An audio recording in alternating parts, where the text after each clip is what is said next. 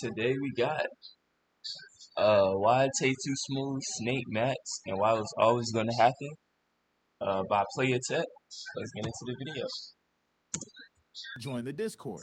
I got e-dates planned, DM breakdowns, hella fine, so get in there. Quick disclaimer, when I say incel in this video, I genuinely mean the definition of incel. I'm not talking about niggas who are actively choosing to be celibate. I mean, bruh, obviously speaking, fasting is very different from just not having money to eat. Alright, bruh, by now we've all heard about the TAE2SMOOTH situation where he snaked out Max and a couple other 5-star members. But this video ain't just another TAE2SMOOTH hit piece. I'm not specifically here to kick this nigga while he down, unless it's absolutely necessary for the plot of the video, or I just find it funny.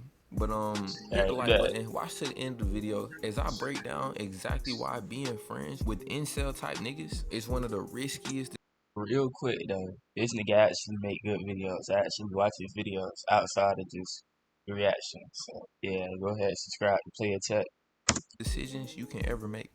Alright, let's quickly recap the whole TAE2SMOOTH situation for anybody who missed it. TAE2SMOOTH was part of 5-Star, an online community started by Plaqueboymax. Up until recently, everything ran smooth. Tay was the designated punching bag. Everybody else in 5-Star would dunk on that nigga. Tay would even lean into the humiliation at times to try to get more clout, I guess. I don't know, bro. But this was just his role, and from the outside looking in, it seemed like everything was going well. Like before this whole scandal happened, it seemed like Tay fully accepted his role as the butt of the joke. But of course, This shit, that nigga like Mario Chalmers, bro.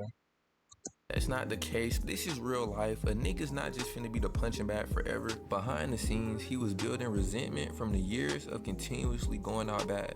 Eventually, this resentment led to this nigga making a burner account and essentially dissing and downplaying all the niggas on 5-Star, as well as boosting himself to try to get some positive PR to counteract constantly going out bad. Now, most of the tweets really don't matter to the main point of this video. The main one I want y'all to really focus on is this tweet right here where he called Max a womanizer. I think this tweet in particular really gives us a look into the cause of dissatisfaction around Max. But I'm putting it for right now. Just remember this. But yeah, bro, essentially that was the whole situation. Just like that friendship was over. Now, when Tay and Max got on the call to talk about this whole situation, he was trying to frame it as if he was only on his burner for the betterment of 5-Star. Like, I don't think anybody listening to what this nigga was saying, whatever, you really had 2 brain cells to believe what this nigga was saying. The reason why he How do this? What I don't understand. How do somebody know it's you if you have a burner?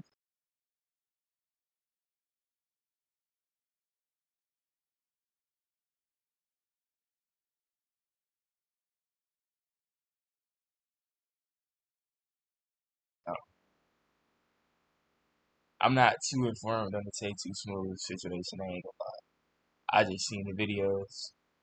But how do you get caught with a burner account if it's a burner account? Like, the burner account literally makes you undetectable. That's the whole point of having it. started the burner and got the tweeting was because he was jealous. This tweet about Max being a womanizer wasn't about morals. It wasn't about protecting women. All this was him being frustrated that another nigga was doing good with women. Like, bro, we really gotta read between the lines. This nigga was out here making full edits of himself. What other reason would he have to be making light-skinned edits of himself than to look good for females? And then just look at these tweets when he trying to put himself on from a burner account with this girl who he was interested in. I seen a clip of Kanye saying how TAE2SMOOTH wanted to be like Max. Unfortunately, he wants to be just as big as the people around him, like Max. So if he has to go as far as tolerating the disrespect, whether it's a joke or not a joke, whether he's being dragged around or not, he's willing to sacrifice that. I think niggas look at this from too much of a financial standpoint. Like, I can almost guarantee you, if you get this nigga TAE2SMOOTH 5,000 subs and 10,000 average viewers, if anything, it would have been worse. Cause this nigga has the numbers and he not getting hoes still. Like, he probably would have been all the way crashing out on the burner instead of the little halfway jabs he was doing. Now look, bro, stay with me here. Imagine a world where Tay wasn't himself. Let's say he was in shape, had confidence to actually succeed. This nigga, I like how he only saw a dude did this, bro. Genuinely would not care about what Max was doing. He wouldn't have to try to make this nigga out to be some type of womanizer to make himself look morally superior. He wouldn't need to throw his friends under the bus for likes and fake validation. He wouldn't need to go off stream to cook up edits for himself. He would be too busy trying to pull females of his own. I guarantee you, this nigga takes with little hoes, this situation would have never happened. I'm not even. And then the other thing is like, bro, how does bashing Max make you like? What does that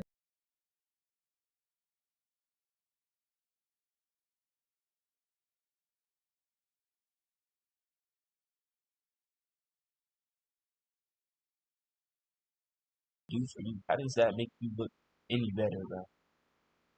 Like it's a bunch of dudes on Earth, bro. What is bashing him specifically for you?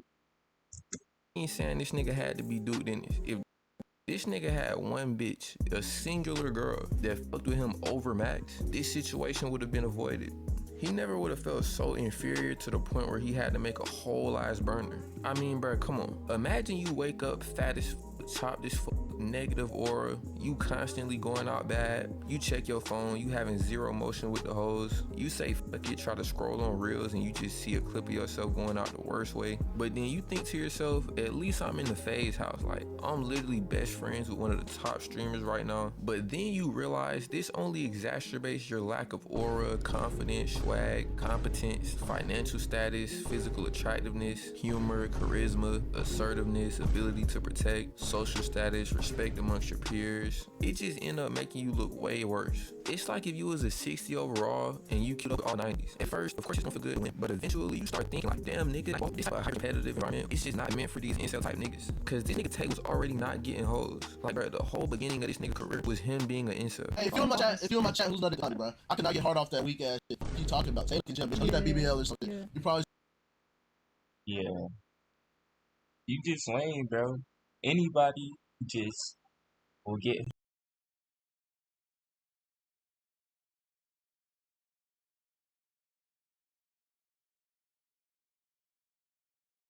humiliated from.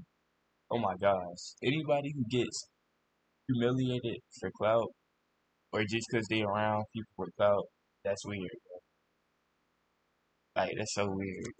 scrounged up enough money begging on Twitch for that shit. Womp womp womp. You should be saying that to yourself. You're a disappointment to your parents. Womp womp. And on top of that, he seems to have some type of inferiority complex. So he's not even mentally equipped to properly handle this type of competition. So let me ask y'all a question. If you wake up in this hyper competitive environment, I'm talking about the craziest comp, top 1% earners, top 1% level of fame, and these aren't like passive lobbies. These niggas are constantly sniping for the hoes that you bring around. Would you as a rational nigga not feel some type of way? I mean, bro, this nigga literally would get cucked every time he even tried to involve any females.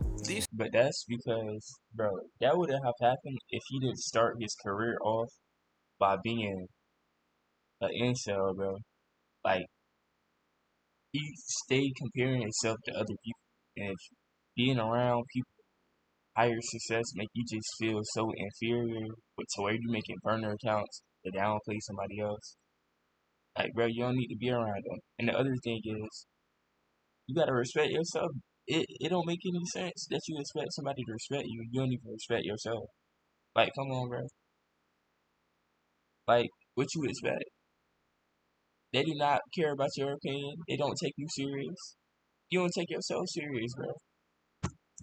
This nigga can't even like even try to involve any females. This nigga can't even like, bro, this nigga can't even crack nothing, bro. Like, why is Marlon and Silky trying to snipe for this nigga hoe right now? Nigga, I would've crashed out too, bro. I ain't gonna lie. No bullshit, gang. If I was TAE2SMOOTH in this situation, nigga, the whole house getting blown up. No bullshit. Shit gonna look like Chernobyl. And then this nigga Silky form is immaculate. Like, look at how he took her chin up. Like, yo, he might as well just hit this bitch on cam, like in front of Tay. This really a crazy way to live when you think about it like this. That Cause nigga it's brain like, would bruh, explode, even bro. Jason the Wing got more hoes than me. And this nigga dead ass like an angry bird. And you gotta be on stream with a nigga that's literally the opposite of you. Like, nigga got OD or OD swag. He's short, but he still full hoes. Now I know what you're probably thinking. This is an exaggerated situation. This really only would occur in like an online streaming scenario. But the key situation happens on a daily basis. The only difference is no cameras around when it's happening. When you get snaked out by an incel nigga IRL, it just happens silently. Like, nobody recording it, nobody documenting it. Just to give y'all an illustration of what this look like for the regular nigga. I used to work at this warehouse and it was cool. He ain't give me no type of weird hyper energy. Like, it's literally the most regular nigga you can imagine. Like, this was genuinely a cool nigga. We even played the game a couple times. Then the girl came to the job and he really was determined to get on there for some reason. Like, that nigga wanted that was so bad, but he'll always try to like downplay that. Bro, he even tried to fade the nigga for that shit. Like, Nah, it's not that serious, bro. That nigga's trying to risk everything, bro. Niggas, it sound desperate. Like,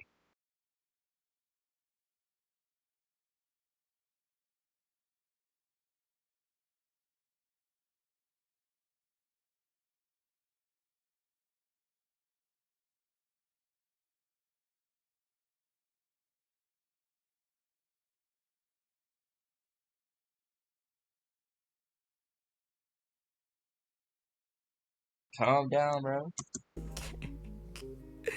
This bitch is chalk, gang. Like, if y'all were to see this bitch, bro, y'all would know how funny this shit is. Like, bro, this bitch was a legitimate plate cleaner. Like, I'm talking about, bro, the day I met her, it's like, you ever be talking to a female is so natural because it's like zero attraction? That's literally how I felt. Like, long story short, this nigga ended up telling on me for OD shit when I was at this job simply because he thought I was trying to get on this bitch. Like, I think this story, as well as the TAE2SMOOTH situation, supports the claim that niggas who don't get hoes, aka incels, are quickly willing to snake you out for a little bit of hoes.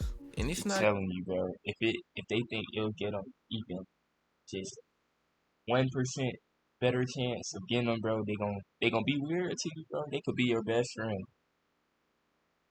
Then a girl come around, and it's like all that just wah wah wah, just go straight down the drain. even that these are bad niggas. Like I said, this nigga was funny as hell. Like, we used to talk OD at the job. We played R6 a couple times. But when niggas is starving, niggas is starving. It's like the Snickers ad. If TAE2SMOOTH was having an overabundance of hoes, I guarantee you this nigga wouldn't give a fuck about that. This nigga would still be in 5-star. He'll still be getting clip farmed. The show would still be running smooth. And I know I'ma have some niggas saying like, oh, getting hoes is not that serious. Like, this nigga Tay just evil nigga. I want y'all to understand, getting hoes is not that serious in a vacuum. But if you waking up every day and you seeing niggas overly have they way, like, you seeing the baddest bitches you ever witnessed in your life, it's like, damn, I can't even get the scraps. Like, even the mid shit ain't going. Then you got OD niggas on the internet telling you getting hoes. With all of those added factors, I can see how it gets that serious. But yeah, that's all I got for this one. Like video, subscribe, learn. Bro. It just all boiled down to, bro, he was just so insecure with himself. He had to bring other people down to his level. He felt like shit. Felt like Anthony Bennett on the Olympic team, bro. Like, he kinda looked like him too. But if you like the video, Uh, make sure to subscribe. I post twice a day, every day. So stay tuned for that. And yeah, see y'all in the next video.